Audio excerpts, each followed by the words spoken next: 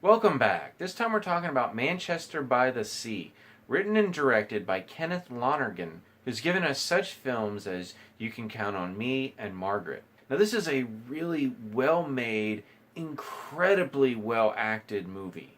It is also really, really depressing. This is a story that follows characters dealing with some of the worst, absolutely the worst things that could possibly happen to a person. And that is really what this movie is about, is following these characters dealing with these issues. So if you're looking for a movie that is going to make you smile, make you feel good about life, this is not that movie. But if you're looking for a movie that's going to tell you a deep, powerfully emotional story about loss, about grief, about how we deal with both, this is a movie I can recommend. It's just not a movie that's going to make you smile. The story follows Lee Chandler, played by Casey Affleck, a janitor living in Boston who is forced to return to his hometown when his brother Joe, played by Kyle Chandler, dies.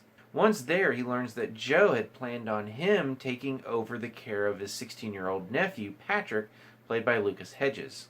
Unfortunately, Lee is basically a broken man dealing with some horrific things from his past, and him being back home is only bringing that to the surface, leaving him unsure whether he can successfully battle his demons and take care of his nephew, or be forced to retreat back to Boston.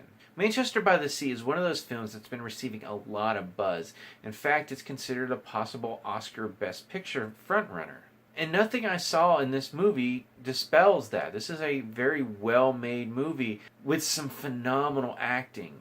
Casey Affleck has been getting a lot of praise, all of it well-deserved. This is the best I have ever seen him in. And rightfully, and more likely wrongfully, I've always kind of associated Casey Affleck as the goofy guy from Ocean's 11. I know he's given several great performances throughout his career, but nothing touches what he does here. It is a phenomenally understated, heart-breaking performance as this man who is not only dealing with the loss of his brother, but dealing with some things from his past that just are horrible. He is a broken man, but as we learn, he has every right to be a broken man. Hedges is great as well, playing a young man dealing with the loss of his father and the very real possibility of being uprooted from everything that he knows. I'm not terribly familiar with him, but based on this performance, I expect to see more of him in the future. Another standout is Michelle Williams. In a rather limited role, I actually expected her to be more in this movie, playing Lee's ex-wife. This is a relatively slow, brooding drama. It doesn't exactly wallow in its misery, but it makes sure that the audience experiences every single moment. And it makes great use of its New England setting, not only to help set the mood, but also to add an extra layer to these characters. Lonergan's able to tell his story in a relatively straightforward way with a lot of subtle touches.